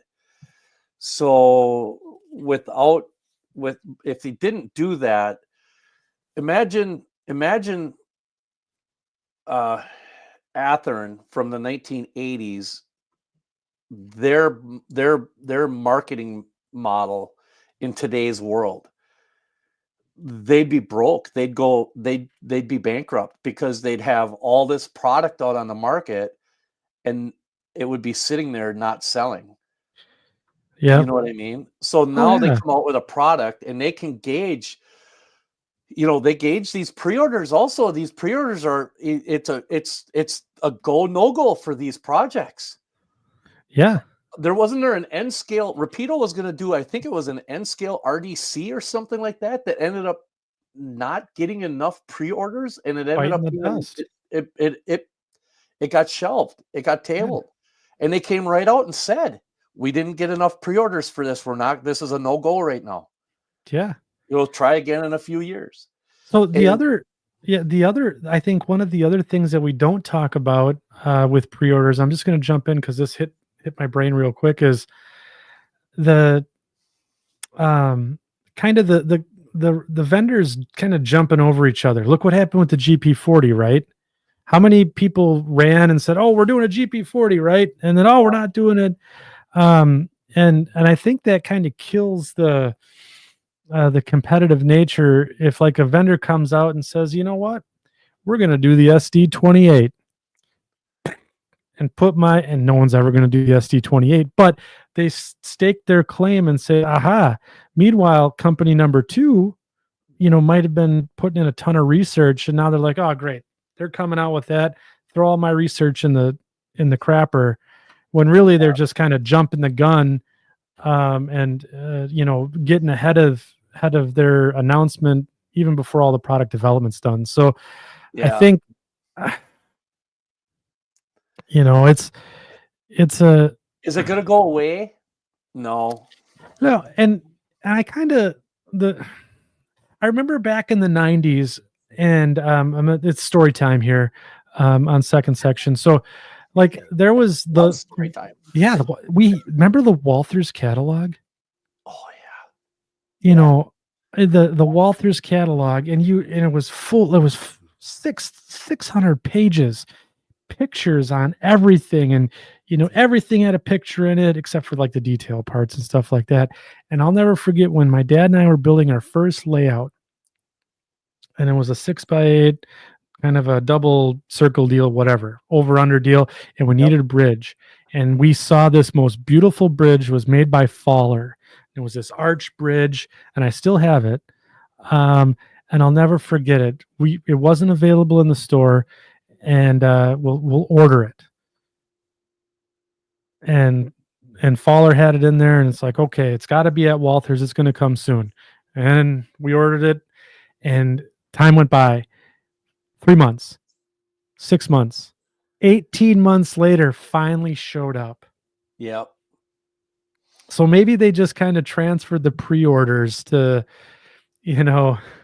a different medium, but oh my God, they are frustrating as all hell.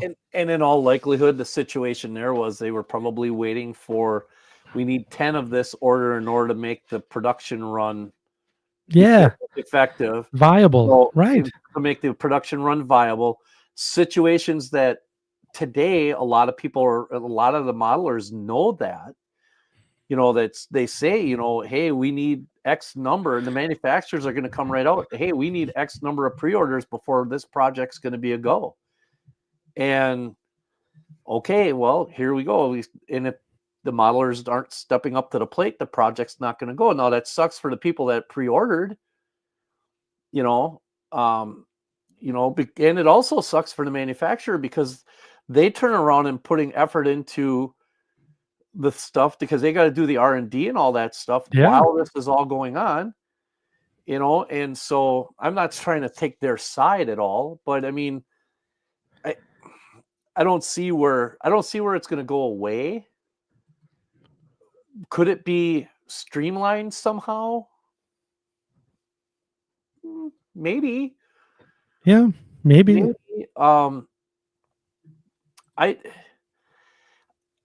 Tooling is expensive, even in today's, market. Tooling is still very, very that's like one of the highest production costs there is. Well, it's for anybody. Yeah. So even like auto manufacturers, tooling is incredibly expensive. Yeah, tooling is incredibly expensive. It doesn't matter if it's model railroading or anything really. But like you say, it's a necessary evil. It kind of sucks, but the thing is we're all part of that. See, that's one thing where you can't really. Yeah, we're all a little guilty. We all got a little accountability, right? Yeah, we're all kind of in that same. We're all in the same hat there. I mean, there's no getting around that. So, yeah, that was a good one. That was a good and yeah, I think there's a whole show in itself. So yeah, that's a good one. So yeah, that okay, would be a good show. That would be a good show to get somebody like any of the manufacturers like Jimmy Wiggin would be really good with that. That would be a good one for Jimmy to come on. Get the Athearn crew on, him and John Stackpole and company, and get the Athearn crew on there. Yeah, that's a good idea. And it's not like they'd be telling any trade secrets because they're all involved in the same situation, Right. No, 100%. No, it's cool. So, all right. So now we're going to follow the theme of the evening, right? So we did some griping. Now we get to see the MV. And we're going to see some MV. Okay. So I'm going to go put myself on solo layout so you guys can see what is going on. So couple things. Nice train. Yeah. Got a little Milwaukee Road train back here. But if I step away... So we've been building trees. So I went ahead and put together another tree, again following the teachings of Boomer, just with one of these. I think I can pull this guy right out. It's essentially going to be a white pine. It's still in stages of completion, so that's sawdust and stuff on there. And yeah, that looks really good so far. It's coming. This one's coming along. And I'm working on the bog behind me here.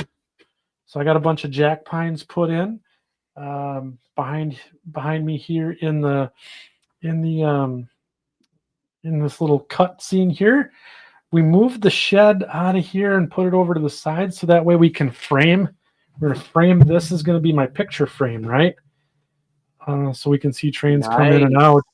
And then we finally started the birch tree experiments.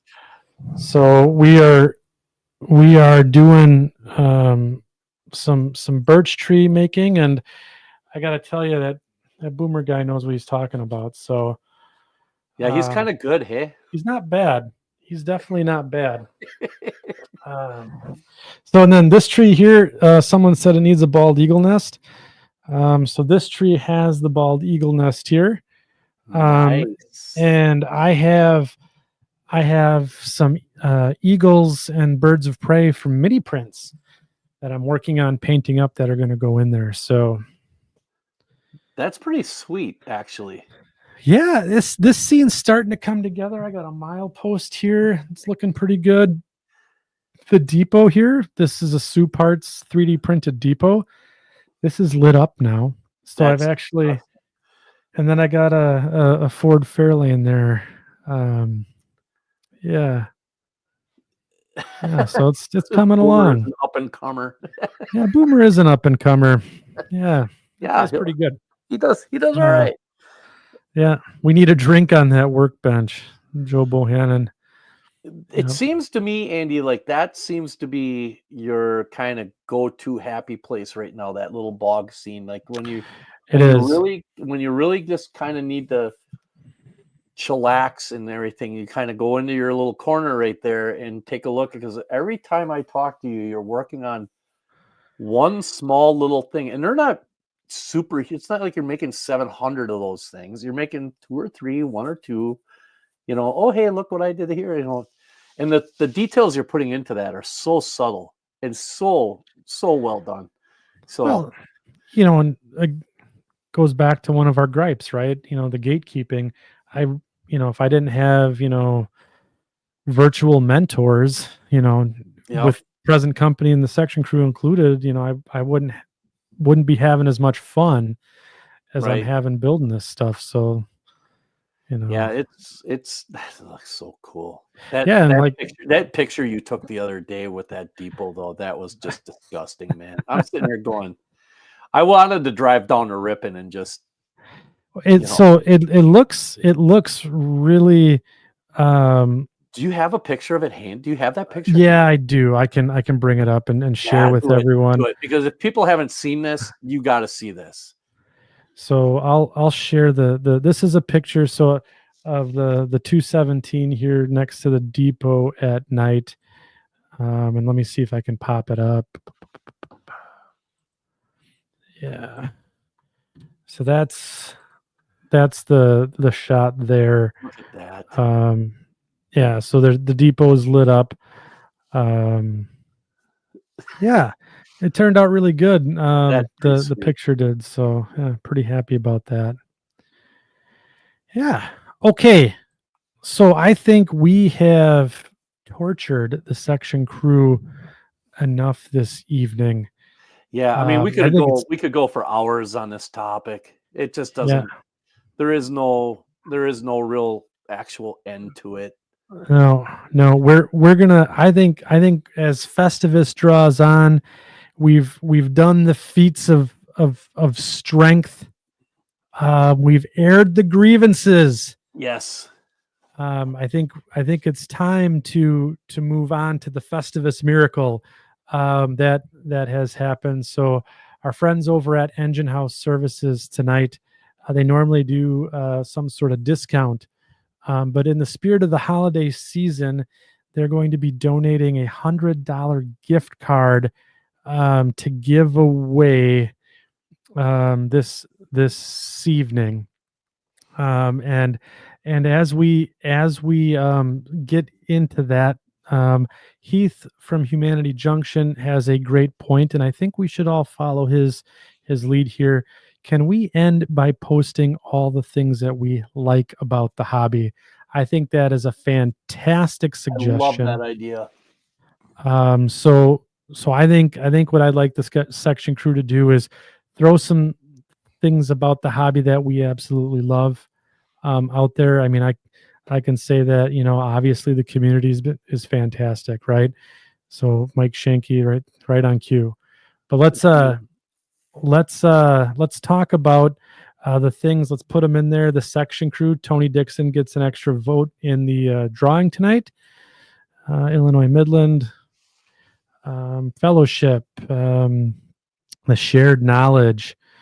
Um, I think we all love trains. The friendships. Everyone's talking about the That seems to community. be the common theme, right? It looks, at Yeah, least right. it's coming around there. I mean, the thing that I've noticed, and this is going to be, this might sound a little, might sound a little arrogant, okay? And I apologize to everybody in the section crew if this comes off that way, No, here it comes. but for me, one of the nicest things is when I'm at a show and somebody I have no idea who they are comes up to me and says, "Really love the show, guys. You guys are doing such a good job." That makes me feel good. It makes me feel as if Andy and I are doing the right thing. Yeah. And 3 years into it, it's still the MO of what we're our thoughts and ideas as to how we wanted this show to go still hold true, and and they're not fading. So it makes me feel good when people come up to me and say hi and Yeah.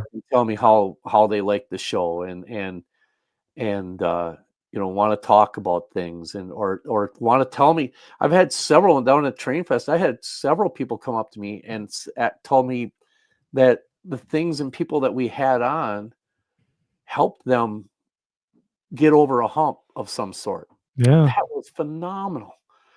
That really made me feel good. Scott, yeah, I was telling some pretty good stories.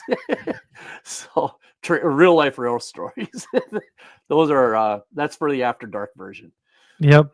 the after dark. Yeah, yeah. But I mean, honestly, to me it's getting to do this, and all the people that we've met. Holy cow. Never in 100 years did I think that we'd be able to do stuff like this. We still to this day, I remember Andy sitting there going, "I think this might be a thing. It might be a thing. I think we're doing something right." Yeah. Yeah, I think maybe we are, and we're glad to do it because it's helping us and it's helping everybody out there, and that's the name of the game, is helping each Yeah. other. Yeah. We should give some stuff away, right? Can I win? No. Why? No, you Why cannot. can I You never win. You win win. anything? You win just by There's a being here. gripe. Why is it every time we have something to give away, I can never win a damn part of it? Never, ever. Yeah. Yeah. That's fine. That's Fine. all We'll give it right. to one of the other guys. That's fine. I was gonna give it away anyway. So I mean, Yeah. So yep. we're gonna start collecting comments here for we're gonna do the old fashioned StreamYard giveaway. Hashtag Festivus. Put that in the comments section. And we're gonna go ahead and collect comments for the $100 gift card giveaway from Engine House Services, Green Bay, Wisconsin. Hey, I got one more real quick rant. Doing the good thing. Yeah, this is a happy rant. Okay. All right. I want really upset with Norfolk Southern that they haven't gotten my engine up to Wisconsin yet. Damn it. Which one's that? The NS 4851, their new heritage locomotive that's for the Tennessee, Alabama, and Georgia. Oh, the tag route. They did a tag route. Yeah, they got a tag route one, and it's not gone in Wisconsin yet, and I'm mad. Foaming intensifies. Yes. I'm sorry. That's kind of like a slur, right? We can't use the word foamer anymore. It's what, enthusiast? We're enthusing. We are. I think so. I think that's what the rail fans now prefer to be called, enthusiasts. Oh, I just call myself a rail fan. I don't. Oh, well, that's fine. So I do while we got you pinned down here. I do want to just do a little thing that I'm grateful for. It's a I just want to. There was a comment about the mental health aspect of things, and this one hits close to home for me. Because I suffer from some mental health issues, and I gotta say, coming down and doing this podcast is potentially one of the best things that is helping me get through some of the issues that I'm working through myself, and of course the model railroading and all of that. But I just want to say thank you to the section crew for keeping me going, keeping me inspired, and just being active And yes, there are other podcasts out there. We got the Crossing Gate. We have Around the Layout. Make sure you guys are checking them out.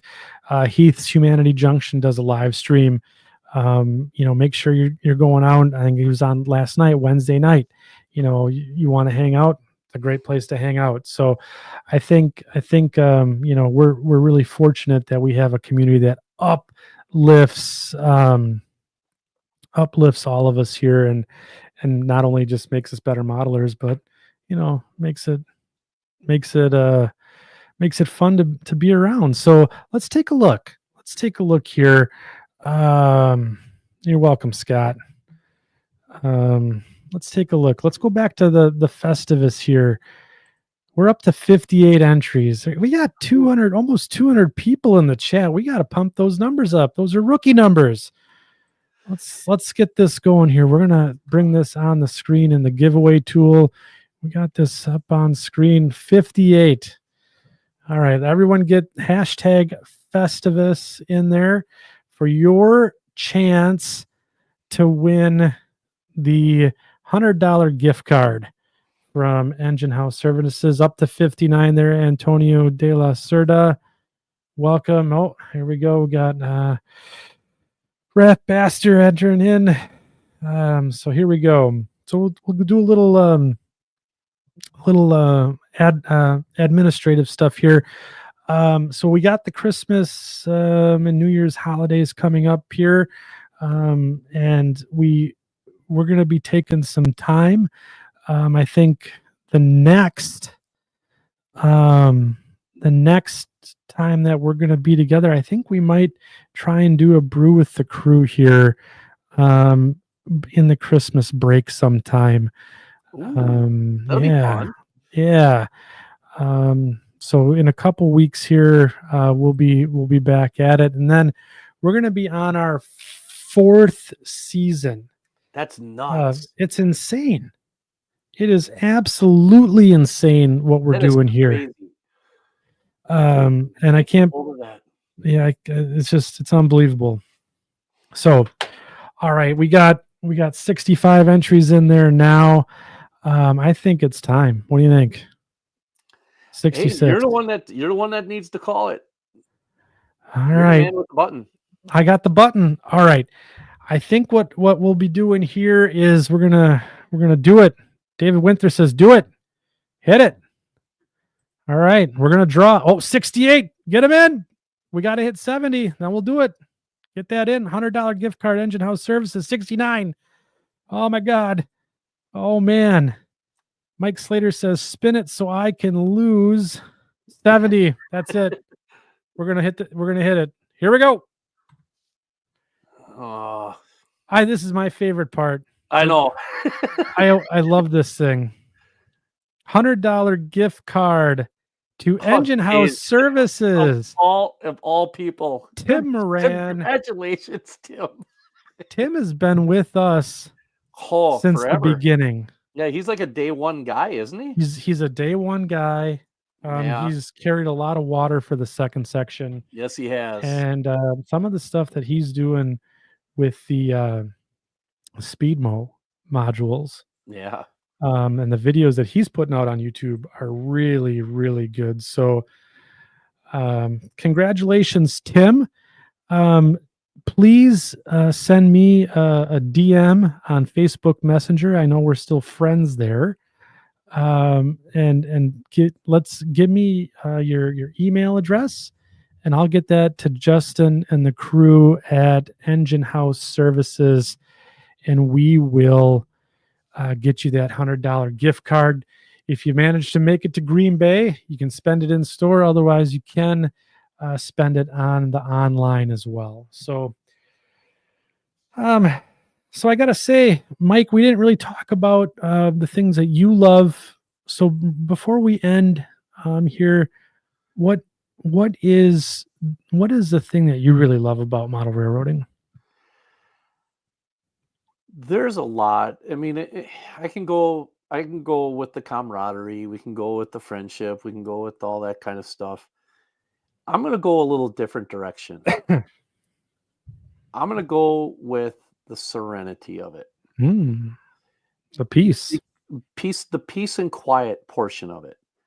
And while we are doing all of this stuff in our basements, there is no better therapy, in my opinion. If I've had a bad day, I come down here, I throw a little bit of a white noise show on or something like that on my phone, or maybe a hockey game or something like that.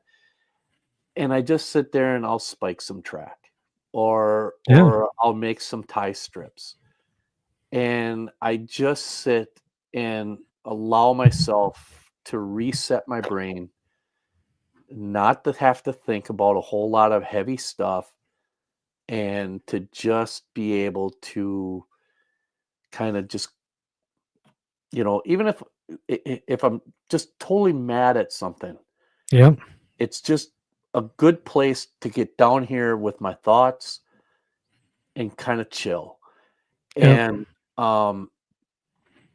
it's like I say, the friendships and everything else like that are amazing, but personally, there's no, like you say, sometimes you just need to get away from everybody and everything and have something that you alone are responsible for making sure taken care of, and something that you can feel good about yourself.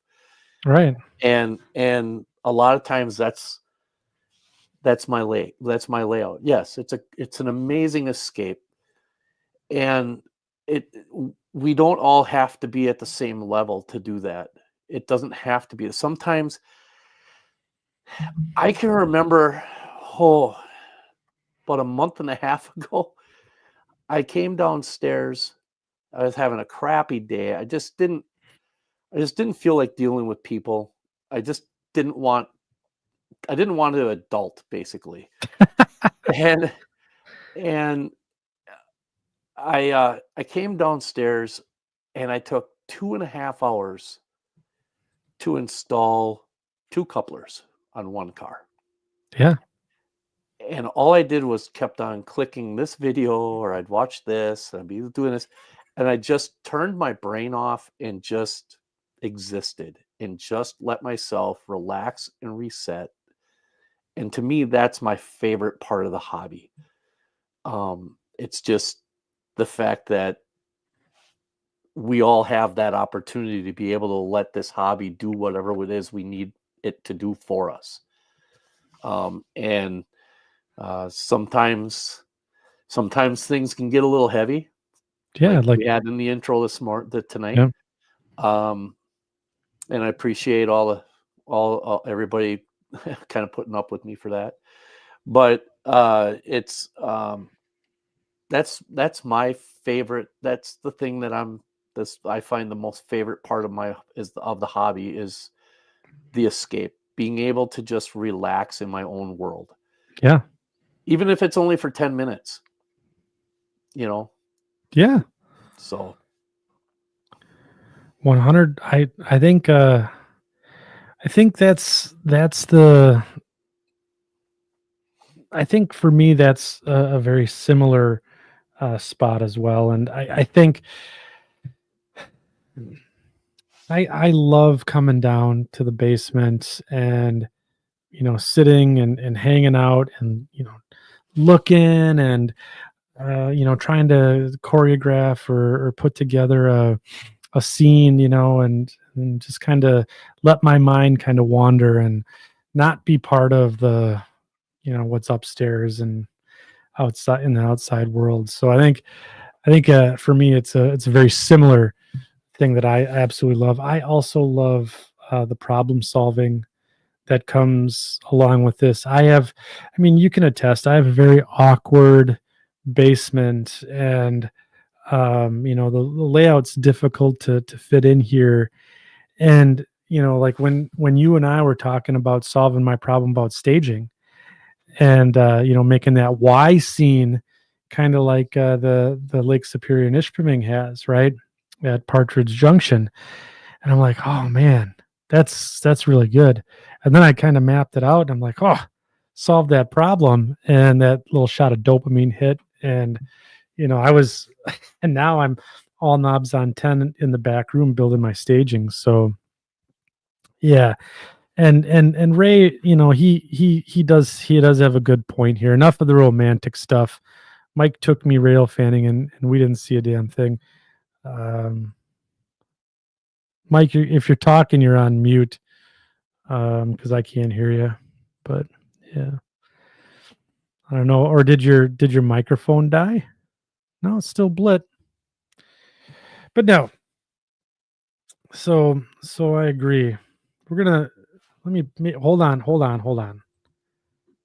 Talk now. How about now? Yeah, you took yourself off the stage. Ah.